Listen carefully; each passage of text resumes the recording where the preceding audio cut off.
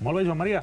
Bueno, doncs avui parlarem del jugador que més agrada dels que està seguint en aquests moments Robert. Estem parlant del centrocampista del Leicester, Mahrez, el jugador argelí, que ara, precisament, els últims dies ha estat avalat públicament per dos exjugadors del Barça, per Xavi i per Cesc. Li veuen perfil Barça, li veuen un jugador de toc. Realment és un jugador que pot actuar com a centrecampista, com a interior, però també com a extrem dreta, amb la qual estaríem parlant una mica perfil Arda Turan, però 5 anys més jove i amb un moment i amb una ambició, amb un punt d'estat de forma millor que el del Tour. No? Precisament podrien creuar-se els dos destins, perquè el problema de Mahrez és que estem parlant de 35-40 milions d'euros i no hi ha diners. El Barça pensa gastar 60 milions més traspassos. Una de les solucions seria que Arda Turan, que té una molt bona oferta de Xina i més de la meitat de la directiva s'està fregant les mans, se'n vagi a Xina, el Barça podria cobrar també entre 30 i 35 milions